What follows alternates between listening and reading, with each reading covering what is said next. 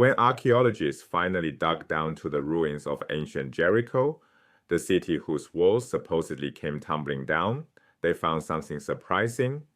There were no walls, not because they'd collapsed, because by the time Joshua supposedly arrived, Jericho had been abandoned for over 200 years.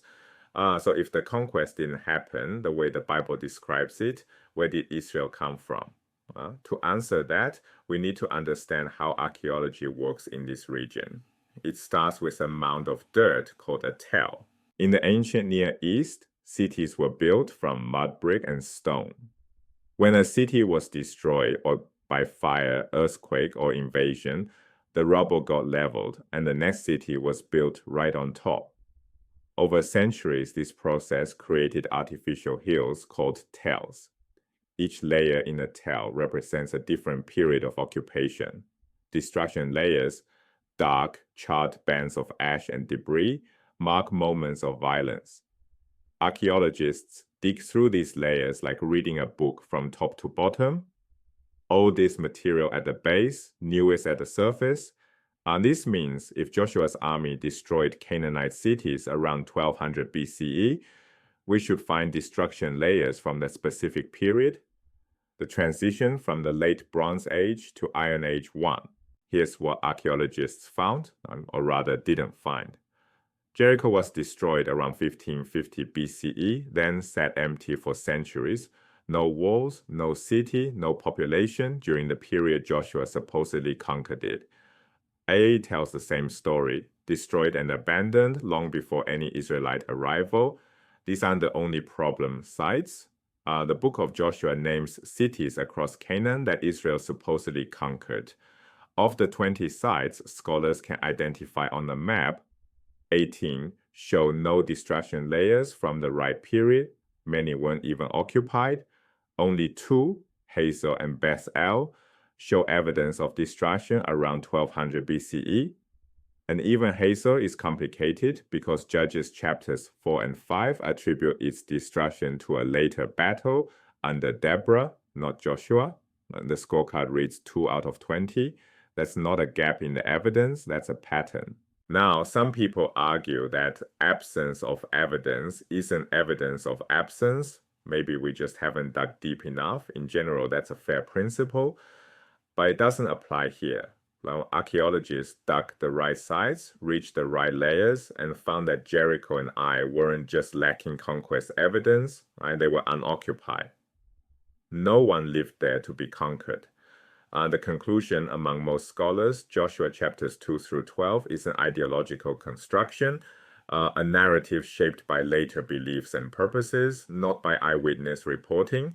If the conquest didn't happen, was there even an Israel at this time? Yes, and we know because of an Egyptian pharaoh's boast. In 1204 BCE, Pharaoh Merneptah erected a granite slab, now called the Merneptah Stele, listing his military victories. One line reads, "Israel is laid waste, his seed is no more." Obvious exaggeration, Israel clearly survived, but this inscription is the earliest non-biblical reference to Israel. A hieroglyphic marker called a determinative tells us something important. The scribe classified Israel as a people, not a place. No kingdom, no territory, just a recognized group living somewhere in Canaan by 1204 BCE. Something was there. It just didn't arrive through conquest. So Israel existed, but it didn't arrive through conquest. Then how did it form? Scholars have proposed 3 models, each drawing on different evidence. Let's walk through them and weigh the strengths and weaknesses of each. Model 1, immigration. Around 1200 BCE, the Eastern Mediterranean collapsed. The Sea Peoples invaded coastal regions. The Philistines settled along Canaan's southern coast. Mycenaean civilization crumbled. Egypt's grip on Canaan weakened.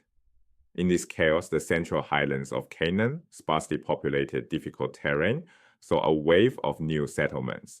The immigration model proposes that Israelites were outsiders who moved into these highlands while Canaanite city-states held the fertile plains. The historical context fits. But there's a problem. When archaeologists examine these new highland villages, the material culture, the pottery, the houses, the storage jars, is entirely Canaanite. If these settlers came from outside Canaan, where's the foreign culture?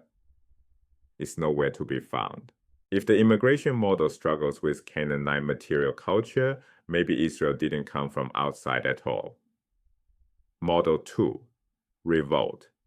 This model proposes that Israel began as a social revolution from within Canaan. The key evidence comes from the 14th century BCE, about 200 years before the Merneptah Stele. Canaanite rulers wrote frantic letters to Pharaoh complaining about groups called the Habiru or Abiru. These weren't an ethnic group. Habiru was a social category, marginalized, disaffected people operating outside the established order. The revolt model builds on this. What if early Israel emerged from Canaanite peasants and outcasts who rejected the city-state system?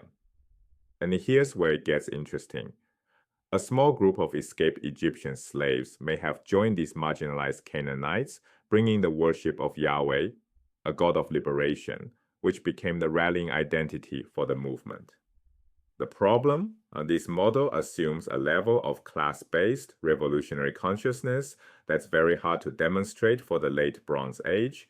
The revolt model is creative but hard to prove. And the third model takes a simpler approach. Model 3, gradual emergence. This proposal says Israelites were Canaanites, full stop. They didn't invade from outside. They didn't revolt against the system. They gradually developed a distinct identity while settling in the Central Highlands. This model best explains the archaeological puzzle. Early Israelite villages used the same pottery styles as Canaanite towns, and the same collared rim storage jars, the same four-room house design, and the same agricultural tools. Material culture, the physical stuff people leave behind, is virtually identical on both sides. But one difference stands out. Right? At early Israelite sites, pig bones are absent. Surrounding Canaanite settlements have them. Israelite ones don't.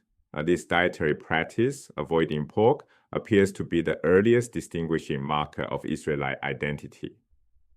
The Yahweh cow may have been introduced by a small group who escaped Egypt, the historical kernel behind the Exodus story, which then became the defining feature of this emerging community. The gradual emergence model holds the most scholarly support today. Let's put all three models side by side. Immigration explains the historical context but can't account for the Canaanite material culture. Revolt offers a compelling social narrative but rests on speculation about class consciousness. Gradual emergence fits the archaeology best, Canaanite culture with one dietary distinction, though it doesn't fully explain why this particular group separated. No single model tells the whole story. Most scholars today favor gradual emergence as the foundation, possibly supplemented by small-scale immigration and social disruption from the other two models. So, where does this leave us? Recognizing Joshua chapters 2 through 12 as an ideological construction doesn't make the text worthless. It changes how we read it. The conquest narrative tells us how later Israelites understood themselves as a people chosen by God, given a land through divine power. And that's a statement about identity, not a field report. Ancient texts serve purposes beyond historical reporting. Understanding genre and purpose is essential for interpretation. The real story of Israel's origins may be less dramatic than tumbling walls and divine conquest, but it's arguably more fascinating. A people who slowly became themselves, who forged an identity not through swords, but through shared practices, shared stories, and a shared God.